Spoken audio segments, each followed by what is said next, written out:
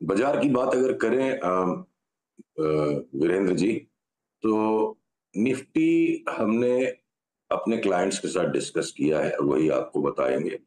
25,500 तक जाएगी, पर उसके पहले 24,100 आने का, 24,000 भी आने का भय है। और अगर ये 24,900 के नीचे कल के दिन बंद दे देगा तो परसों से हम बेचेंगे।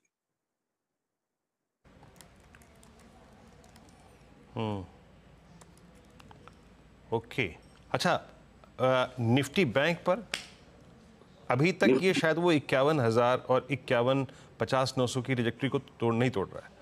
यहाँ पर व्यू क्या है, कौन सी ट्रैजेक्टरी के नीचे आपका सेल ट्रिगर होगा?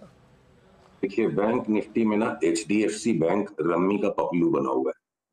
उसकी चार्ट पे जगह है कि एक नया हाई वो मार दे और बैंक निफ्टी कहां से कहां पहुंच जाए, पर वो चलने को तैयार नहीं है। 4-5 दिन से HDFC बैंक साइडवेज है, बाकी सारे बैंक्स मिले जुले। तो सारा दारोमदार चूंकि जब अब HDFC बैंक पे है, तो अगर मेरे स्क्रीन से पीसीआर इस चार्ट को दिखा सकते हैं, आप ये देखो बैंक निफ्टी की जो आवरली चार्ट आपको मैं डिस्प्ले कर रहा हूं, उस पर ये जो सपोर्ट का जोन आ रहा है 51,177, 51,177 के नीचे चल पड़े, हमें लगता है कि 50,480 और उसके नीचे भी और जा सकता है। तो थोड़ा शॉर्ट टर्म ट्रेडिंग में असमंजस है कल तक का। कल के बाद सिग्नल्स बिल्कुल क्लियर मिल जाएंगे। और आईटी पे जो हमारा व्यू था वीरू, कि बेचना ही नहीं है और एक तरफा चलेंगे, तो वो ख्वाहिशें पूरी सी कर दी है आईटी ने। और उसमें सबसे पहला जो खतरे का बजर बजना शुरू हुआ है, इन्फोसिस पे बजना शुरू हुआ है। हो सकता है नेक्स्ट वीक तक, जब तक आपसे मिले, इन्फोसिस में बड़ा सेल और शॉर्ट सेल दोनों ट्रिगर हो जाए।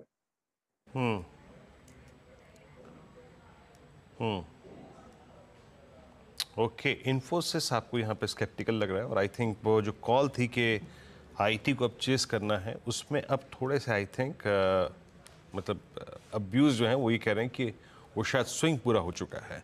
अच्छा, स्टॉक स्पेसिफिक होके बात करें, आई मीन सुशील जी, ये बीते 10-20 दिन में एक बहुत ही अप्रत्याशित जो बदलाव हुआ है वो है क्रूड की ट्रैजेक्टरी। आई मीन 79-70, 79-40 का जोन, और एक ऐसे माहौल में जब जियोपॉलिटिकल टेंशन्स चरम पे हैं, आप क्रूड को कैसे रीड कर रहे हैं? और क्रूड डेरिवेटिव्स इस्तेमाल के तौर पे Asian paints, Berger paints, Kansai, Pidilite, इनका ये स्विंग प्रोवाइड करना आपको लग कैसा रहा है? ट्रेडिंग अपॉर्चुनिटी इस आई थिंक पूरे बास्केट में आपको नजर कहाँ पे आ रही है? देखिए, क्रूड पर अगर पीसीआर कृपया इस चार्ट को दिखा पाए, क्रूड पर हमने लगातार एक मंदी का व्यू मेंटेन किया और HPCL BPCL IOC पे लगातार तेजी का व्यू मेंटेन किया। अब वो बात हो चुकी है।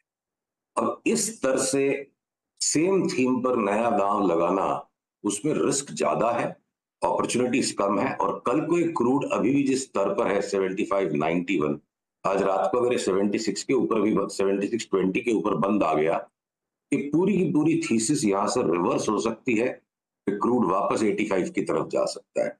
अगर इस तरह का बंद देता है, नहीं देता है, देखिए ट्रेडिंग में रोज हर घंटे में स्टॉप लॉस और लेवल्स चेंज करने पड़ते हैं। तो ब्रॉड बात करें कि जो इस जोन पे हम क्रूड में थे कि तेल का तेल निकल जाएगा, तो एक राउंड उसका हो लिया। अब उस व्यू पे अब यहां से और अग्रेशन लेना ठीक नहीं है। एशियन पेंट्स, बर्जर, इन सब में लगता नहीं है कि लॉन्ग टर्म बुल मार्केट की जो मूव को हम एक्सपेक्ट कर रहे हैं साल भर में, मुझे एशियन पेंट्स 4200 का भाव भी दिखता है, तो अभी से एकदम चढ़ के ले जाए वैसा लग नहीं रहा। लगता है वापस बड़ा डिप मिलेगा, हो सकता है 150 रुपए का नीचे भी एशियन पेंट्स मिल जाए। तो वो भय है, यहाँ पे एक बार रिबाउंड्स बन सकते हैं क्रूड में और बाकी के स्टॉक्स में पुल बैक। तो हम थोड़ा इसको आराम से अभी यहाँ पे देखेंगे।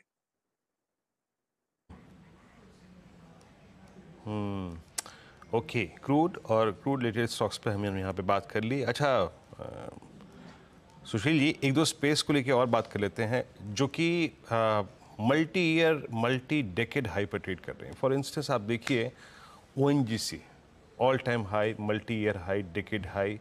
आप गेल को देखिए, आप GMR एयरपोर्ट्स को देखिए। ये जो बड़े मतलब ब्रेकआउट्स हैं, इनमें आप अपॉर्चुनिटीज़ कहाँ कहाँ देख रहे हैं इस वक्त?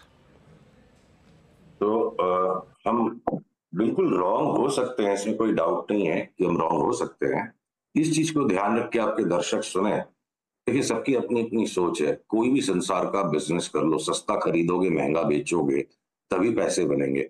ये ब्रेकआउट पे हम ले लेंगे और हम मोमेंटम को कैच कर लेंगे, ये किताबों में बड़ा अच्छा लगता है। ज्यादातर निवेशक जो है ना मोमेंटम बेस्ड ट्रेडिंग करके उसमें रह नहीं पाते हैं, तो एक्सट्रीमली ओवरबॉट हैं। और एक असमंजस के पॉइंट पर है यहाँ ओएनजीसी। चार्ट कृपया दिखाएं पीसीआर। एक और फर्दर ब्रेकआउट दे देता है तो जो हार्डकोर दिन भर स्क्रीन पे बैठने वाले ट्रेडर्स हैं उनके लिए एक और छोटा स्पर्ट आ सकता है 350-55 का।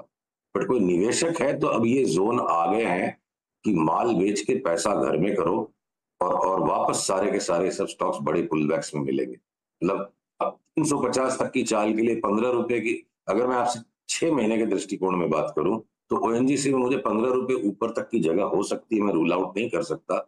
कि वापस 290 पे मिल जाएगा, 280 पे मिल जाएगा, इस बात की भी पूरी संभावना है। तो निवेशकों के लिए पुलबैक्स में लेने के स्टॉक से मोमेंटम ट्रेडिंग हार्डकोर स्पेक्युलेटर्स का, प्रोफेशनल्स का काम।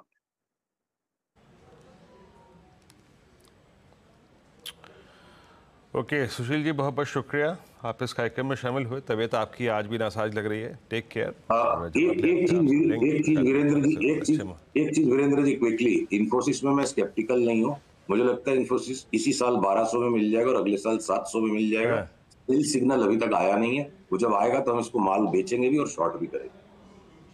हाँ, स्केप्टिकल नहीं हूँ, बिल्कुल कॉन्फिडेंट हूँ ठीक कि है। बड़ा स्लाइड आएगा। ये थोड़ा सा बस और सिग्नल की मतलब वेट आप में। हम्म? हैं ओके, इन्फोसिस पे आपका ये और आई थिंक क्लियर थॉट्स आपने यहाँ पे कर दिए। बहुत बहुत शुक्रिया